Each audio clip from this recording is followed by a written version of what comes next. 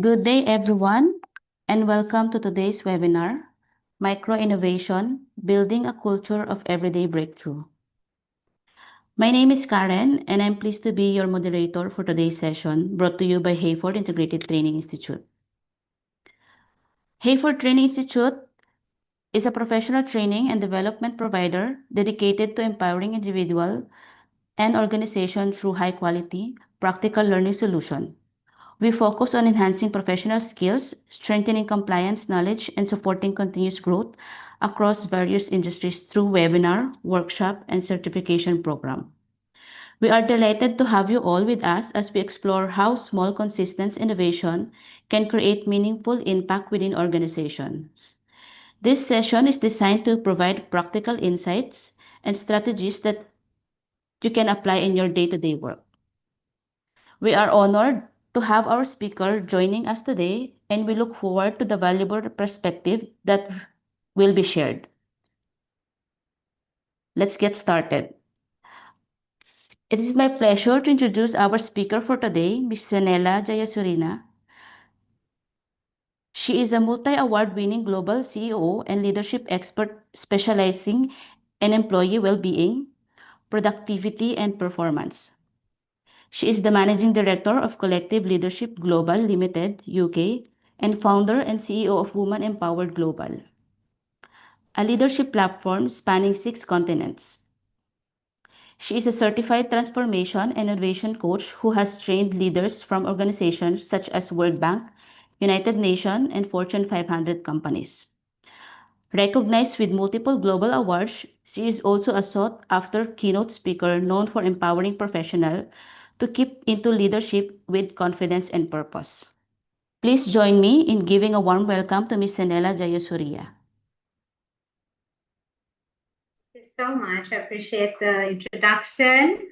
So very good evening, good morning from wherever you are connected right now for this live webinar. I'm so excited to do this session with Hayford Training Institute. Thank you for the opportunity. So with that, today's session, I'd like to sort of exploit, I know it's run virtually, but we'll try to make it more practical. I want to make sure that you walk away with the title being Everyday Breakthrough, a culture of everyday breakthrough. I want to make sure you walk away with that idea. What does that mean? And how does this apply to innovation? A lot of the times people think about innovation as new product development, but you'd be very interested to learn after your time with me today, this moment, that innovation is much more than that. So with that, I prepared a very brief slide deck for you to sort of give you a very structured understanding as you enhance your knowledge and come on this experience with me over the next several moments on what micro innovation means. Let's define that. And let's also think about what is a very practical framework that I can connect it to. And I want you to imagine whether you are a CEO, whether you're in L&D, whether you are in research, or maybe you're front-end sales, or maybe you're connecting as a coach and you're thinking, you're asking yourself, how can I be innovative? Is innovation a department in a company? Do I need to have some formal certification to be productive and a contributor, an innovator? No, you don't.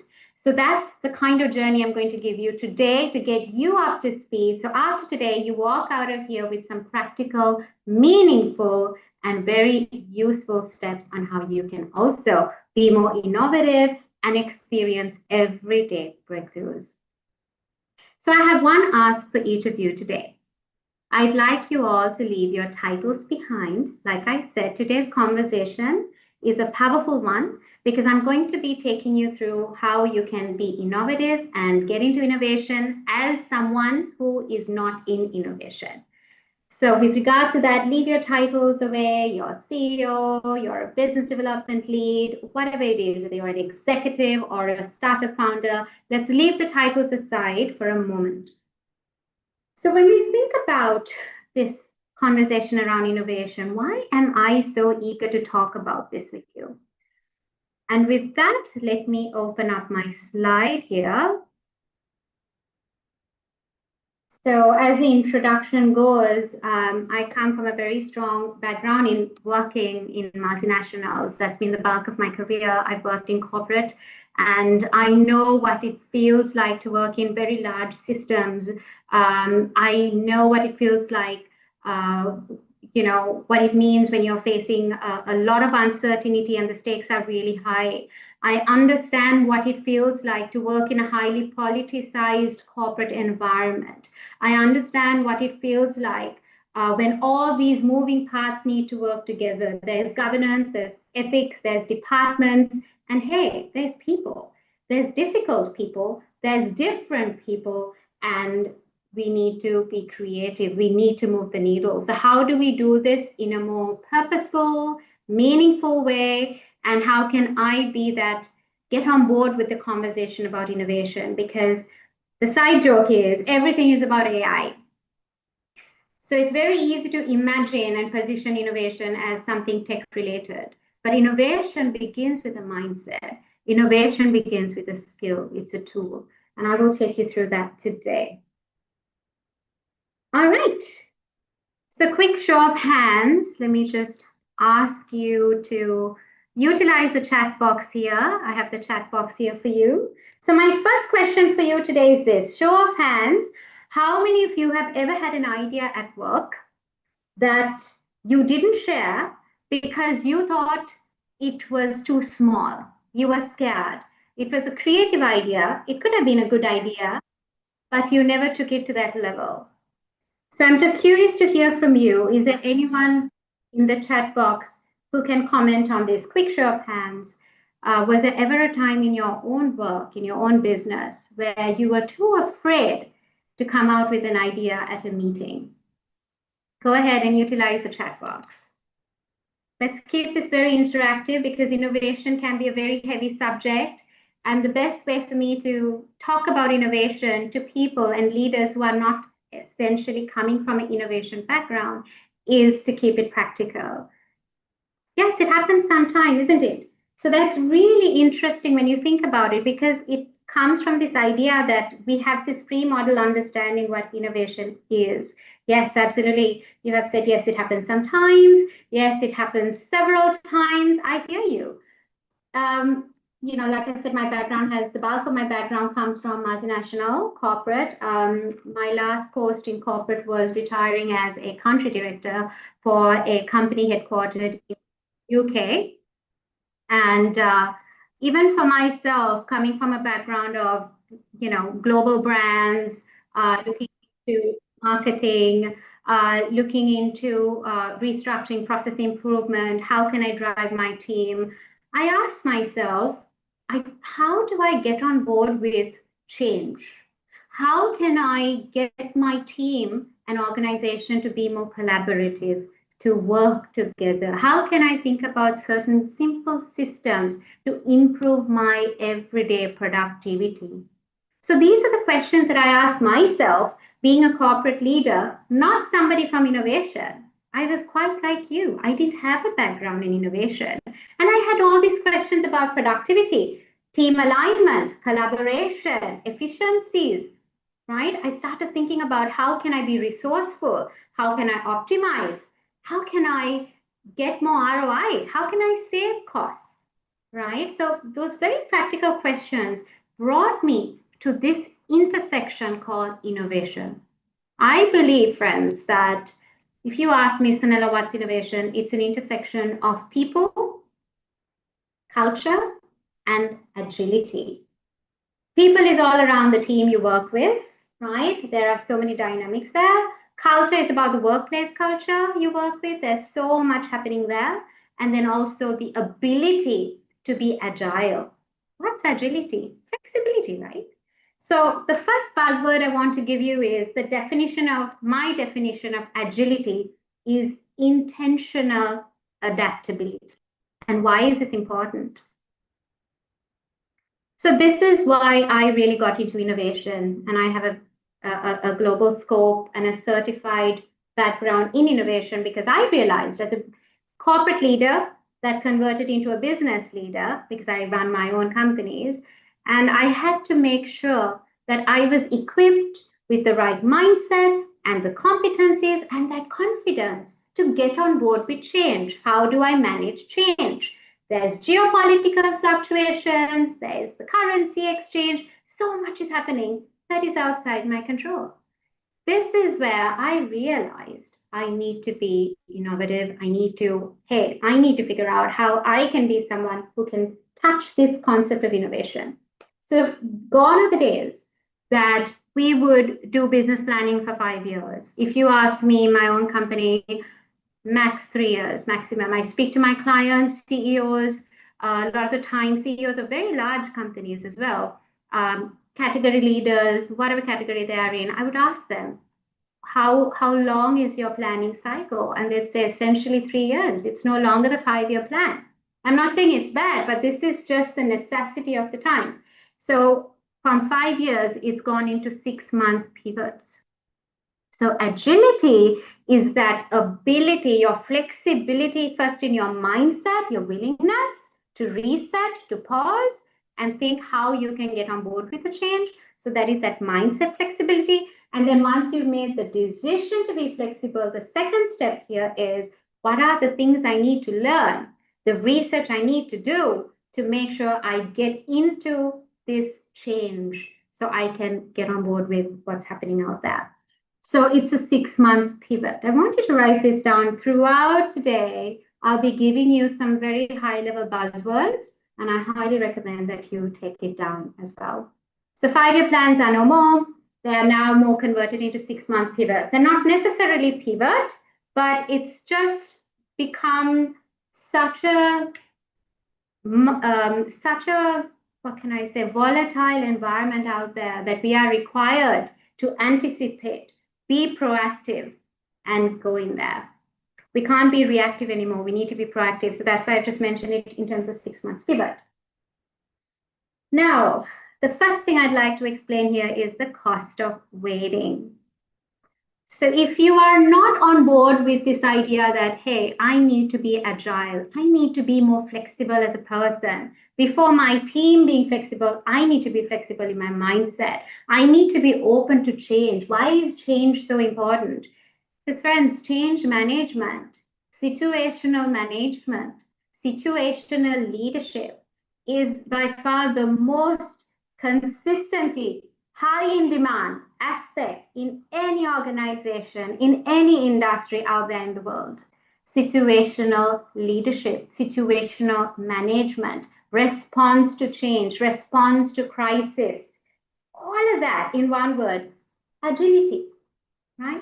So what is that cost of waiting? What is the cost of waiting? The definition I've given this here is the everyday without action.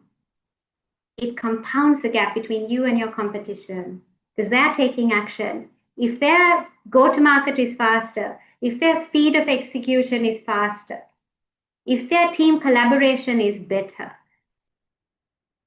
you not doing that is costing you dollars, right? It's costing you in your local currency lots of money.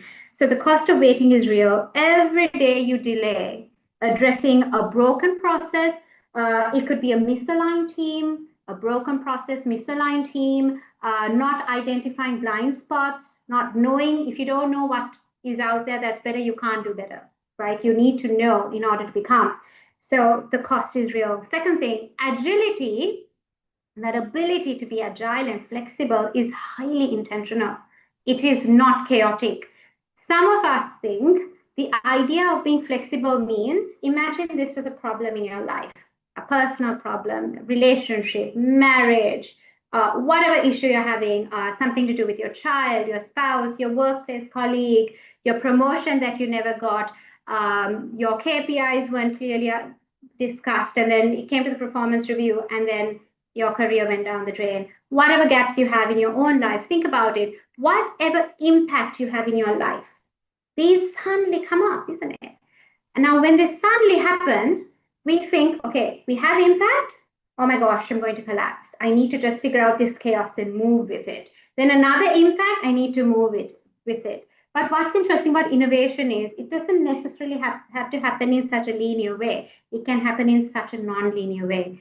The true sense of agility is your ability to anticipate, your ability to expand, and that confidence to make that decision for change, that when impact comes, you move vertical, you pivot, you do a pivot, you do something different, better, right? So that's the idea that agility is not necessarily reactive and chaotic.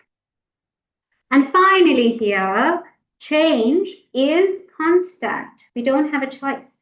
Change is constant. Right now, as I present this webinar to you, I am standing. I'm using my standing table. I've imported this table specifically for my home office. Why am I doing this? Gone are the days where I can sit and deliver a webinar. I never do that anymore. I had to adapt with the times because virtual setting is more dynamic. There is more risk of engagement. I need to keep you engaged. I need more hand gestures. So a virtual meeting requires a certain different dynamic to a face-to-face in person or versus me sitting down and delivering this webinar. Very different energy level. So I'm standing. So I adapted. I was agile.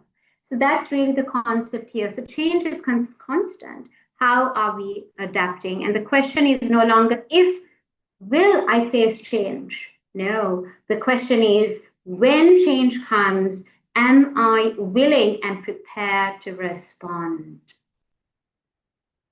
So I want to pause here for a moment and ask you to think, answer that question for yourself. Are you ready to respond to change? As an individual, I always tell clients I coach, whether they are a startup or a scale up, or whether I'm speaking to a first time CEO, or whether I'm speaking to anybody, I always remind them, leaders, middle managers, I always remind them before you play the role of a leader, before you play the role of a supervisor, or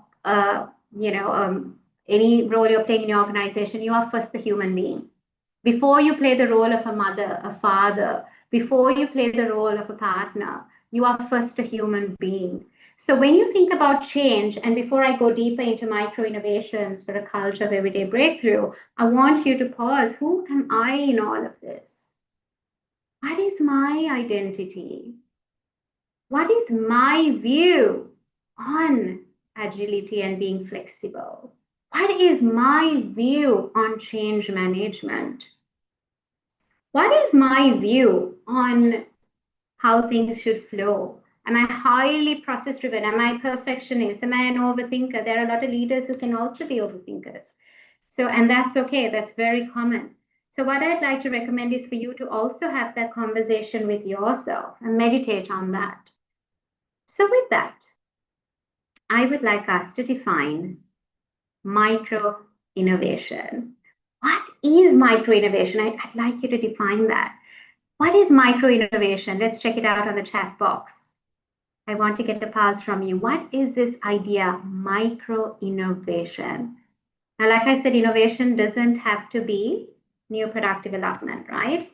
It could be everyday breakthrough. So what is micro innovation? So it's interesting, the example I've quoted here is micro innovation isn't about inventing the iPhone. It's about fixing the one broken process or system in your department that wastes 20 minutes of everyone's time daily. Simple things. If there's a way to upgrade a system, if there's a way to reduce the lack of efficiency, if there's a system or some sort of process that you can identify that can improve people collaboration, people communication, empathy, cross-functional team. A lot of the crisis I hear when I coach, when I do a lot of my team coaching work, regardless of the sector, whether I'm speaking to a conglomerate or whether I'm speaking to an SME that is a category leader, a lot of the times it's about, hey, Sanella, cross-functional teams. I'm having a lot of issues dealing with other people from different teams. They come to meetings and we end up having a meeting to talk about when we're going to have the next meeting.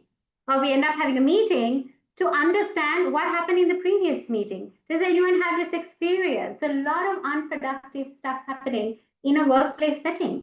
So if there's anything you can think of, however small, in whatever scale, That is micro innovation. As long as you're moving the needle faster, better. That's micro innovation. So what I'd like you to think about here, we can see some chat box interaction, changing small bits in a consistent manner. Yes, I love that. That's a good one. Consistency is important. Yes. So micro innovation, what is that? Let's identify. What is your 3-step to identify and define what micro innovation is? Number 1, spot the micro frictions. How can you be more innovative in your everyday life? Spot the micro frictions, the small daily inefficiencies invisible to most. So if you look at your own KPIs, right? For you to deliver and fulfill your own KPIs in whatever role you're playing in your company, or if you're self-employed, I'm not sure, in whatever situation, for you to fulfill your roles and responsibilities, there is a supply chain of delivery. There is a supply chain. First step, second step, and there's the other dimension is stakeholders. There are a bunch of stakeholders, and then there's a supply chain. So as the person involved in your own role, spot the micro frictions. What are those areas in my daily work and within my scope of responsibilities and the change I'm seeing within my scope and beyond? That is not efficient enough. That can improve. What are those small daily inefficiencies? And you don't have to look too far to figure that out. If I ask you, when was the last time you attended a team meeting that made you feel frustrated? When was the last time you hopped on a work call and it left you very confused? These are little frictions that happen every day. So that's the impact of micro innovation. So identify that. The second thing is adapt, realign existing strengths, see how you can be resourceful to meet new demands quickly. A lot of the work that I'm seeing out there, even in my own leadership development programs, is we have a very strong, powerful model we highlight called creating transformational workspaces. How can I be that agent to create a transformational workspace? So to do that, one of the key things we always suggest is don't go just waiting to look for resources to get something done. First, look within, do an internal audit and ask yourself, what are the resources I already have that are within my reach that I can use to innovate and do it better? Better, faster, different. Okay, so it's about being resourceful, not about waiting for resources. So that's an idea there. And finally, it's about your ability to execute. And there is an individual that he's a friend. He's working in a large innovation business. It's a scale-up. And one of his what shall I say, development areas as a leader is that his thinking stage to execution stage takes too much of time. Because after he thinks, I don't know if you can relate to this, once he's done the thinking of a new idea, of a new client he wants to onboard, of a new process or new market opportunity, when he thinks about it, he moves into planning and he gets stuck with planning. His challenge is implementation. So where are you on this spectrum? I want you to think about that. A lot of introspection today. So identify the micro innovation, the micro friction for micro innovation, adapt, think about how you can be resourceful. And finally, how quick is your speed of execution? How quick are you to move from thinking, planning, and then move to execution? So a little story about COVID. When COVID happened, I had to pivot myself because I ran a global company. And we did a lot of programs and we were doing a lot of offline initiatives as well. And we were building our global community. And in this whole system, as you're aware, when the clients struggle, when COVID hit the clients, it also required us to push pause and think how we can remodel and repurpose how we do business. Because whatever affects our customer and our client affects how we do business. So I had to pivot as well. I had to learn new technologies, and I will talk more about that in future at another session where I share more specific on how I really did that. But here, what I want to leave you with is it came to a moment during COVID, and I know you can really relate to this because each of us in this room and audience are leaders, is that when things happen that are so unexpected, there are two types of people. The first person will ask, why me? The other person will ask, what can I learn from this?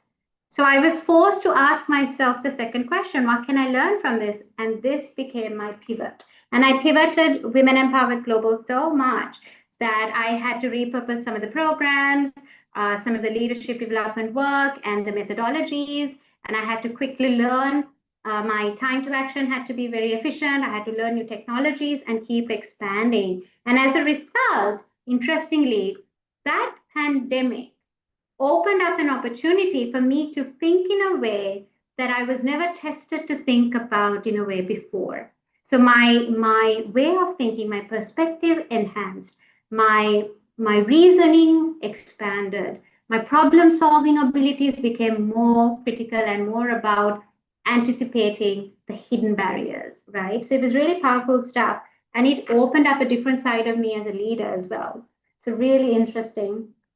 And then another example I will share with you very quickly is there's a lady that I've been doing some, I wouldn't say business mentoring. She's in UK. I've just been having some conversations with her about, it was more on a personal coaching level, more around leadership coaching. And we were talking about, more about leadership side of things as an entrepreneur. And then in her case, during COVID, she was a market leader in toiletry and she had a global supply chain. But when COVID happened, the market demand shifted, right, from toiletry products. So then she realized she needed to pivot, and then she used her existing factory assembly to stop toiletry production. And she quickly came up with the production of hand sanitizers. And her business went to a whole other level during that period. So she leveraged the crisis. So this is micro innovation mindset. So this is something I just wanted to share with you as well. So when it comes to innovation, we need to have a method to the process. And that's where I have put this, the 6 I's of innovation.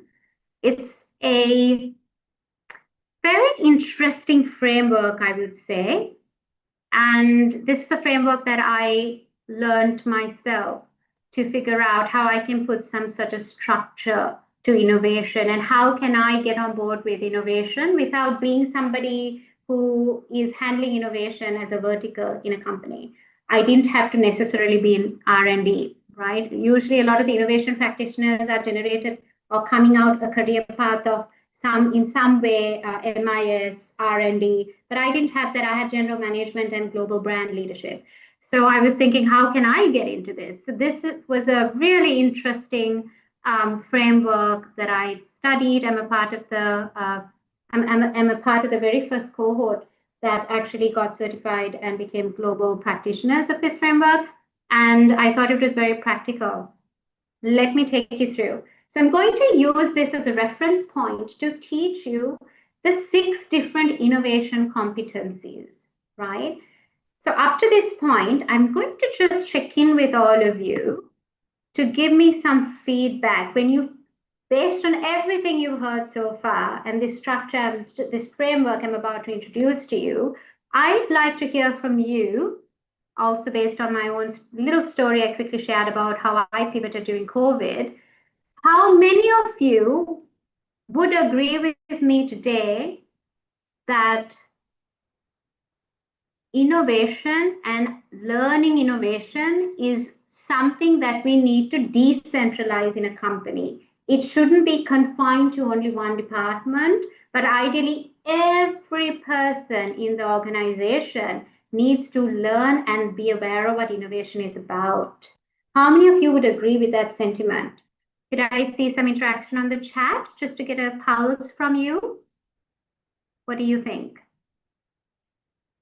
Or do you think innovation is not for everyone? It should be a very centralized way of looking at it.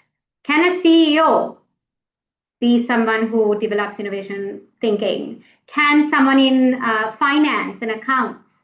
Okay, all right, yes, agree. It should be across the board. Yes, yes, absolutely. I love that. So it's really interesting because the purpose there is we expect an entire organization to change when change management happens, or restructuring happens, or downsizing happens, or M&A, mergers and acquisitions happen.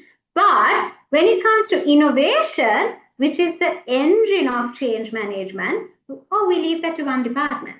It's not going to work like that. The fastest way to sell ownership is to get everybody at the same awareness level about why, what is innovation, and how they can participate in that change. And no better way to do that than tell them innovation is not some scary thing. It's for you, it's for me, it's for everybody. It's every day, right? So with that, the innovation journey, we start with identify. And this is looking at innovation in a very linear way. What I mean by that is step 1, step 2, step 3, step 4. So in a very in a traditional sense of explaining the innovation cycle, you would typically start with identifying an innovation opportunity. So this is that identifying attribute, that mindset, that sense of curiosity. So that is what this stage and mindset and competency of innovation is all about, right? So are you somebody, do you find yourself to be an identifier? Are you somebody who, you're solving problems, you go to an event and then you see a focal point you can bring back to the business, a new market opportunity, you're very curious. Are you that identifier in your team, right? And you don't necessarily have to be the CEO. This is important. The second innovation mindset or stage or strength is called the igniter. This is the person who take that idea, run it through into a solutioning level. They will solution it and come up with a nice packaging fit, and they'll put the color to it, they'll put the smell to it, the fragrance to it, and this is that solutioning person. So this person comes with very different attributes, a very different mindset here. I have said create the spark and the what if. Yes, I'm just going to go to the chat here. I can see some, yes, it keeps us updated, helps us think, absolutely. So the igniter is that solutioning person in your team, a very natural aptitude to that. Then the third stage or mindset, competency of innovation, is the investigator. This is somebody who tends to be very critical, the critical thinker. Let's test it, right? Let's do the proof of concept. Yes, we have identified, we've come up with a solution, but we're not going to sell it yet. Let's investigate it. So a lot of the times, even in our own companies, if you are somebody who is naturally very strong with identifying opportunities, a lot of CEOs, I know I started that way.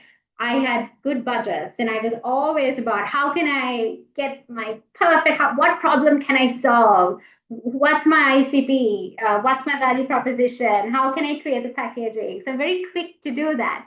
So if you think about micro innovation, it relates to this framework as well. Every day, are you coming up and showing up in a very natural way in your organization as an identifier every day? Or are you more the creative thinker? You're always looking out there how to do solutioning, right? So that's the igniter. Now, the third, like I said, is the critical thinker, the investigator. So here it's very interesting. You will tend to waste resources if you haven't looked at this step, right? So it's very important to get your proof of concept and market validation done. But like I said, very different attributes go there. And we cover that with a separate diagnostic tool. This is the framework I'm talking about. There's also a tool, an assessment that we do based on this framework.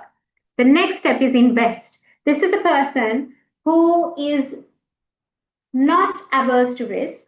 This is somebody who is comfortable, I would say, who's okay to mobilize a resource, who will defend their investment, who go to the board members and be like, we need to increase the budgets on this. We have this new opportunity. This is that investor in your team who mobilize the resources, the funding for you. They have a very natural aptitude there. So again, different skill set, different mindset when it comes to the investor, securing buy-in initially from the leadership, isn't it? Leadership buy-in, and then you think about stakeholder management. So investing that. Then I would say moving on to the next innovation competency, and I'm going to alternate that with the word mindset and skill, is implementer. The implementer in your team will cover easily 60% of any innovation journey, because this is where you get that proof of concept out there. You mobilize the teams or resources, you're implementing, you're executing the plan, a high level of commitment to execution. So that would be the implementer. And finally, it's the improver in your team. Finding that 1% gain. This is somebody who'll be like, hang on, some organizations with big budgets or even with budgets, organizations who are looking to go to the next big win, right? Let's go for the next big opportunity. There's a lot of hunger to be first to market. So typically that would come from somebody like Identifier and Igniter. You're very creative. But somebody like an improver in your team, the orange bulb there, would be like, hang on, slow down. Let's think this through. What did we do right? What can we do better? Right?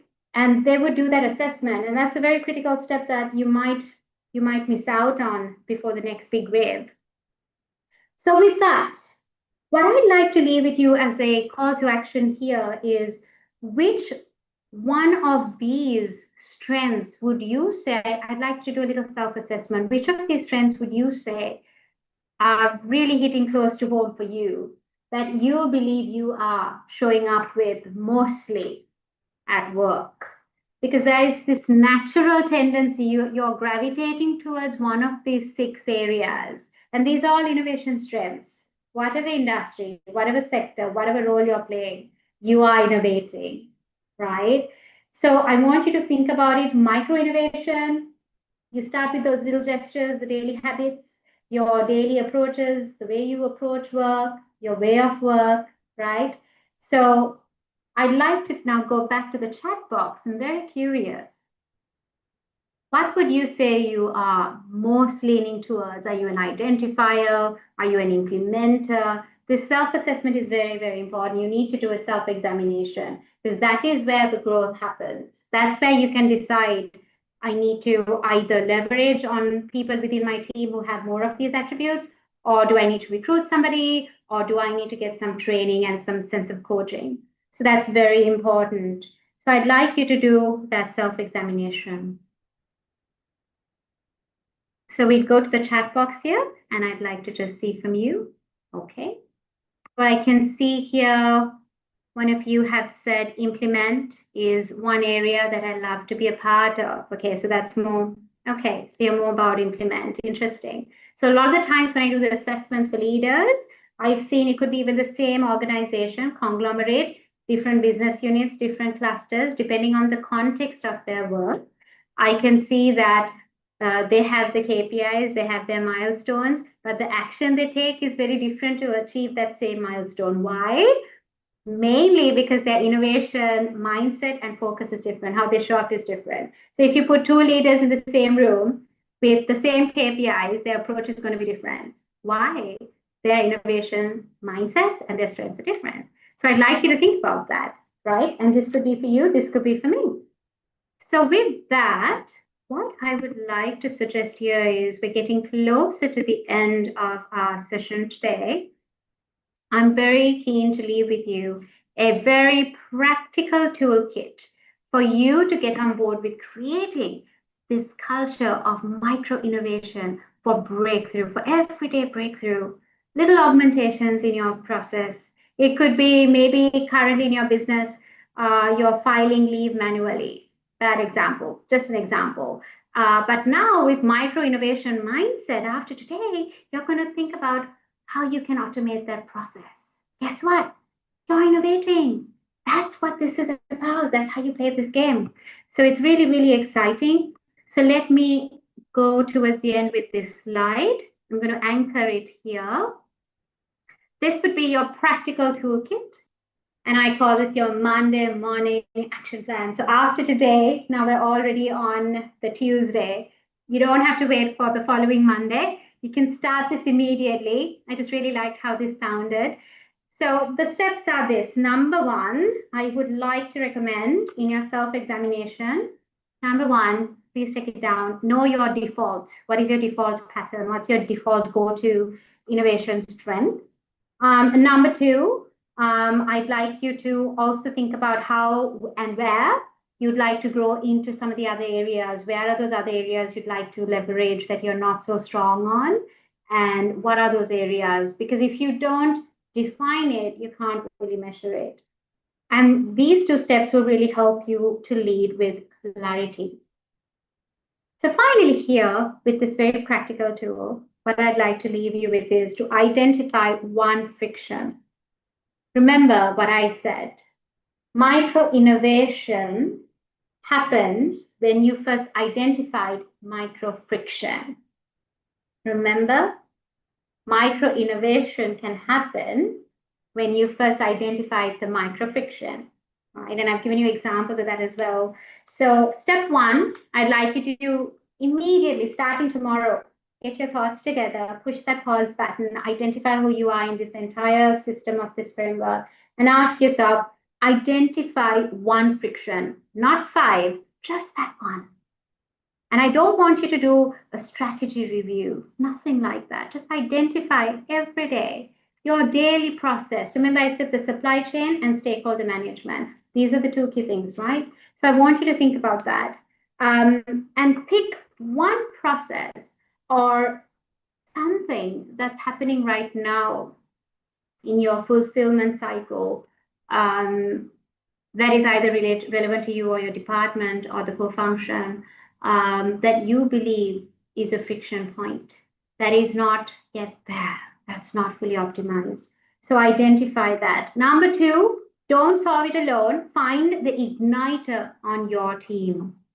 Find the igniter on your team. If you're naturally not somebody with that creative engine for solutioning, when it comes to out of the box, thinking in that sense, find that igniter in your team. And there is more sort of I have a toolkit, a more elaborate version of this that I do whiteboarding sessions and strategy sessions with companies where I take them through a series of questioning to help them arrive at each of these steps. But very quickly, for the purpose of today, I want to make sure you know how to start, that you know how to get into this. So identify one friction point, just the one. We'll take it one by one. Number 2, don't solve it alone. Identify the igniter on your team. Step 3, get the green light. Before you get excited and start changing things, bring your investor on board. Frame the problem in your language. That saves time and money. And remember, you're selling not the idea, you are selling the ownership. When it comes to micro innovation and creating a breakthrough culture, this is something that I personally quote. I always tell leaders, you're not selling the product or the prop. You're selling that problem, that ownership. You're telling them to get on board and have that sense of ownership so they can also solve the problem. That's number 3. And finally, number 4 is measure your 1%. What do you think I mean by that? So here, I'd like you to think about type 1 friction you're going to bring to your team this week, right? It could be just that one thing. It's not a plan. It's just basically something like maybe your approval process or your onboarding process. Whatever it is, just identify that one thing that you want to define and bring for this activity, right? Whether it's your onboarding, that sort of thing. And I'd like you to use this practical toolkit, right, to measure that. I want you to measure that. I want you to think about where are you in this ecosystem of the framework? Which of these I's are you predominantly already in? Number 2, identify what is that friction happening right now in your team or in your fulfillment cycle. And number 2, I want you to apply these I's for your entire team. How many identifiers do I have in my team? How many igniters do I have in my team? Don't solve it alone. Particularly if it's about an out-of-the-box thing, I want you to go to that creative person in your department or in your team who you can grab to go through this toolkit with. And number 3, get their green light. Look for the investors who are naturally very savvy with getting investments on board. They're very confident, they're good with their data, they're good with their analysis, they're good with their connecting patterns to results. So get somebody like that and get that person, get the investment on board before you communicate this change or upgrade you want to do in your team. Before you roll out anything, get the green light. Leadership buy-in is very important. And finally, define it so you can measure it. So what is that micro innovation step look like? Is it related to your approval process, your onboarding, so on and so forth? And I'd like you to think about that. So today, has really been me trying to bring to you a very practical approach to innovation, because I truly believe, being somebody who comes from corporate, being somebody that is now, having my own companies, I understand both sides of this fence. I get it, right? I get it. I understand the biases that are on this side of that entire thing. I understand the biases and the demands that come on this end as well. And I'm also on the client facing end, and I'm also a client. So with that, I truly believe, and I'm an advocate, that innovation is everyone's responsibility, and it's every day. Remember, you're not selling the problem. When it comes to change, you're selling ownership. So for you to sell ownership, and if you're quoting that, make sure to tag me. If you're doing a quote on that on LinkedIn, please make sure to tag me on that sentiment, because this is something I'm really advocating. Let's decentralize innovation, because the faster you get everybody to understand innovation, it's not new product development, it's a micro innovation for everyday breakthroughs. How can we create that culture? The key there is build a culture of trust. And then I have a whole other thing around how to build that trust and certain parameters we need to look for when we roll and implement the framework internally. But the first step for you, my call to action for you, is to really follow this one here, the practical toolkit. And for any of you who'd like to access an assessment for yourself, maybe an individual assessment, feel free to connect with me on LinkedIn, drop me a DM. And if you'd like to also share a little reflection about today's session, please make sure to post that out and tag Hayford Training Institute and myself. Tag us on LinkedIn and share your own reflections. So you're on board with this advocacy that innovation is every day, it's for everyone. It doesn't necessarily have to be centralized. Centralized is a mothership, but then you can decentralize this and do everyday micro innovation for your breakthroughs. This is important. And that, my friends, is what's going to make you a game changer. So with that, even simple things I've just kept here is, how do I innovate if my boss is resistant to change? Simple question. This is looking at it from that micro innovation perspective. It's not about what new product should I launch. No, it's about what is the small frictions in my everyday life. It could even be in your home. It could even be a survival mechanism, right? Think about it. It's really, really empowering when you really think about micro innovation in that everyday breakthrough lens. So with that, I would like to open the floor for any questions you have, any reflections, any feedback, any thoughts, a little bit about how you want to take this back. Feel free to use the chat box. And if you have any questions, we're happy to take that on as well. And we have a couple more moments before we wrap up this webinar. Oh, wonderful to have you. Thank you for your participation. Yes, absolutely. Thank you so much. Yes. All right. Any more reflections? What's on your mind? Remember that call to action. You can be that change. You can be the beginning. You can drive this into your team, get them to think with that open mind. So with that, I conclude, and I would like to pass the talking stick back to the organizer. Back to you. Thank you.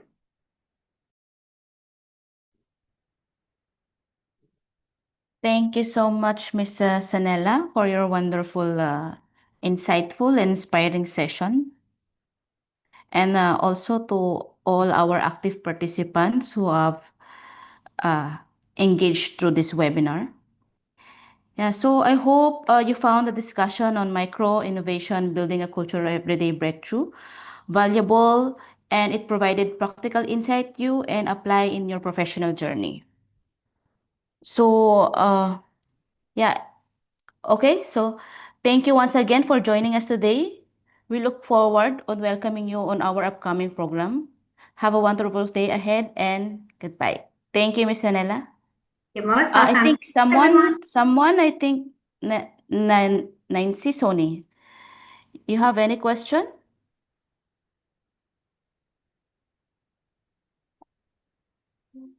I think nothing. Let's check. Okay. I think nothing now because she raised her hand or. I will just put this up one more time in case anybody wants to connect on LinkedIn, and looking forward to you really practicing this, taking this back to your organizations. So with that, ladies and gentlemen, just you can scan the code and then it'll connect to my LinkedIn.